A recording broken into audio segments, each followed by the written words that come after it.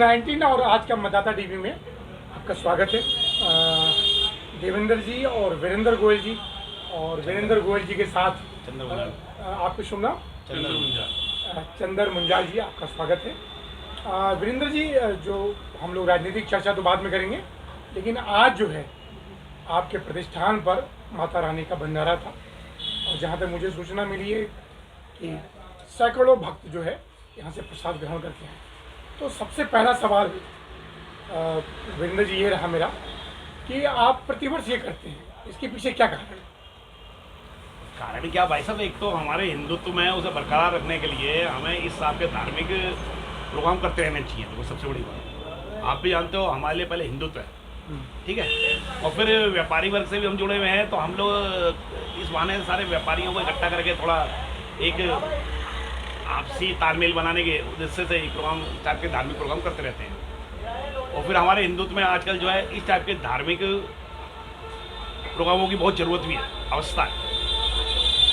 एक सवाल और, सनातन धर्म जो है काफ़ी दिनों से एक तरह से आस्था का विषय रहा है और विज्ञान भी उसका समर्थन करता है। तो जो ये माता रानी के 9 दिन है, अगर इसको सनातन धर्म से क्या ये तो जुड़े हुआ है, इससे क्या संदेश जाता है कि इसका जो 9 दिन का अगर हम व्रत रखते हैं या पूजा अर्चना करते हैं या देवी की आराधना करते हैं, तो भौगोलिक रूप से और मानवीय जीवन में इसका कितना सार्थक प्रभाव पड़ता है? वीरेंद्र जी। भाई साहब, तो मेरे ख्याल से ये नव दुर्गा जो माता जो है, इसके 9 रूप थे। 9 रूप के हिसाब से माता 9 दिन जैसा प्रकट होती है उस हिसाब से, और नवरात्रे रखे जाते हैं। और हमारे हिंदू परंपरा चलती आ रही है भाई साहब कि हम माता को एक अलग ही मतलब रूप से जगह देते हैं हिंदुत्व में। तो इसलिए माता का क्रेज भी ज़्यादा है। फिर जागरण क्या और ये सब क्या और भंडारे भंडारे करते रहने चाहिए, जिससे हमारा हिंदुत्व कायम भी रहे और थोड़ा जो है हिंदुत्व में जो हिंदू धर्म का जो बुनियाद है, नींव है, कि सबका सम्मान, और हमारे में तो महिलाओं को, बेटियों को बहुत उच्च स्थान दिया गया है। और देवी जो है महिला और बेटी के प्रतीक है, नारी शक्ति भाई, नारी शक्ति है, सबसे बड़ी शक्ति है। देवेंद्र जी, थोड़ा सा जो हमारे नए दर्शक हैं, चूँकि आपका पास काफ़ी अनुभव है, मैं चाहूँगा ये नवरात्रि थोड़ा सा विस्तार पूर्वक बताएं कि इसको व्रत रहने से या इस दरमियान पूजा अर्चना करने से कितना मानवीय लाभ एक इंसान को मिलता है। तो एक हमारे हिंदू संस्कृति में माताओं को वैसे भी बहुत पूजा जाता है, और दूसरा हमारे जो मानना है, माता की दृष्टि से 9 माताएं जो हैं उनके 9 दिन एक एक दिन करके उनकी पूजा होती है और व्रत रखा जाता है। उसका हमारे साइंटिफिक भी कारण है, और दूसरा हमारे शरीर के लिए फ़ायदेमंद है बहुत ज़्यादा। जितने भी साल भर का हिसाब किताब रहता है वो सारा सफाई के उस तरीके से हमारा शरीर पर भी बहुत असर पड़ता है। दूसरा हमें एक दूसरे को जोड़ने में बहुत काम होता है। और सबसे बड़ी जो बात है कि हमारे जो नया साल प्रारंभ होता है, इसी में नए साल के साथ साथ हमारी जो नई उपलब्धि है, नई फसल आती है, उसी के हिसाब से वो भी नया चेंज होता है, उसका भी आगमन होता है, जिसका बहुत ही विशेष रूप से उसी पर कुछ आधारित हमारा होली भी माना जाता है उसी में। उसी तरीके से बहुत इसलिए माता के रूप में बहुत ज़्यादा पूजा, क्योंकि किसी काम करने के लिए कोई ना कोई तो मोटो बनाना पड़ता है, और उसमें हमारी माताओं का बहुत बड़ा हाथ है, समाज में भी, हमारे परिवार को बनाने में भी, और हमारे पूजा अर्चना में भी। उसी में हमारे नवदुर्गा को बहुत प्रतिष्ठित माना जाता है। हर जगह इनकी पूजा होती है।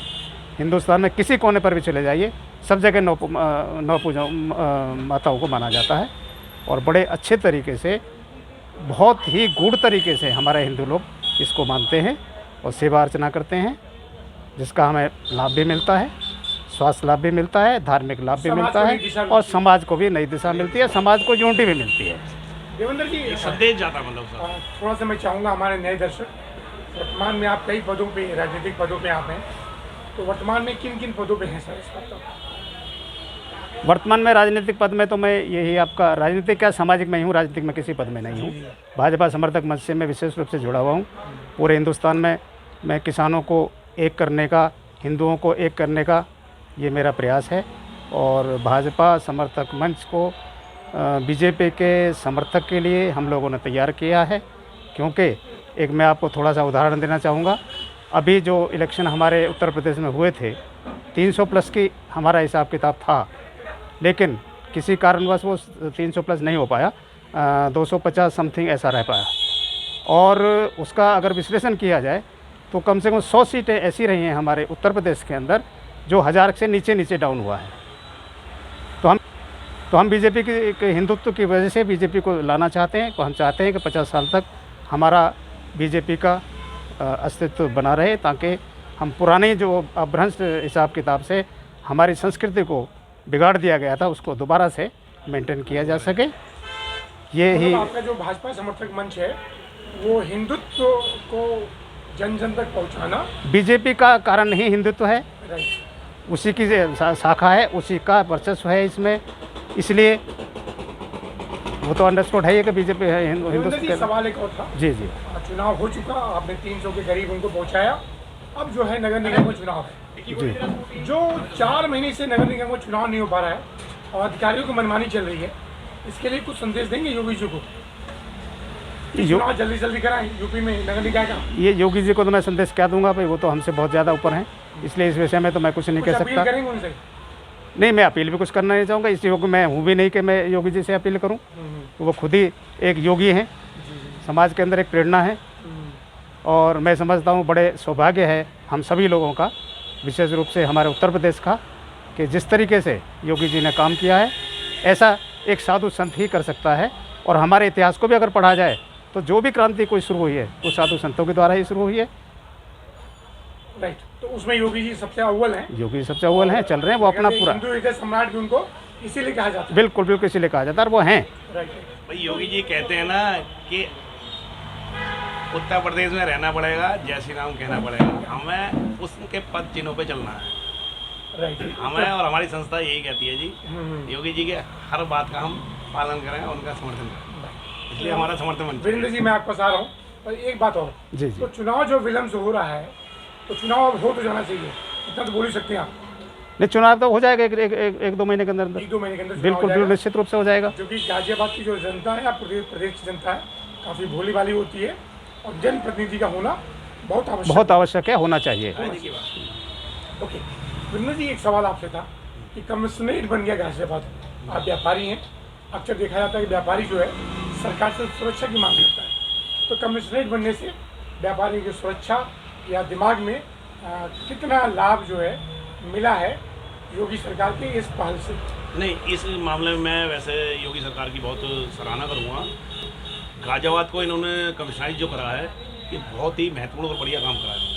इससे एक तो क्या हो रहा है, हमारे व्यापारी वर्ग में जो भय का माहौल था वो एक कम हुआ है, और दूसरा क्या है, पुलिस प्रशासन ने जो हमारे को इतनी सुरक्षा और इतनी फैसिलिटियाँ दी हैं हिसाब से, तो अब हम अपने आप को ऐसा ही महसूस नहीं कर रहे, तो किसी प्रकार की हमारी इनसे कोई अब जो है शिकायत नहीं है। ये अच्छा, हर थाने में, हर उसमें अब व्यापारी की सुनवाई भी हो रही है, और बाकायदा अजय मिश्रा जी जो कमिश्नर जी आए हैं वो हमारे को हर महीने सब व्यापारी और पदाधिकारियों को बैठा के एक मीटिंग लेते हैं और हमारी समस्याएं सुनते हैं। ये एक सराहनीय पहल है। ये अच्छा काम हुआ है, थैंक यू। मैं चाहूँगा कुछ आप बात रखना चाहेंगे यूपी सरकार और गाजियाबाद के विकास को लेकर? मैं यही कहना चाहूँगा कि हिंदू के लिए जो काम कर रहे हैं योगी जी वो बहुत ही सराहनीय काम है। हिंदू इससे मजबूत हो रहा है, संगठन मजबूत हो रहे हैं, और जो हम लोग जो करते हैं प्रोग्राम, जैसे आज हमने जैसे भंडारे का आयोजन किया, ये हम एक समाज को ये संदेश देना चाहते हैं कि हिंदू अभी भी सजग है अपनी संस्कृति के लिए, अपने जिम्मेदारी के लिए।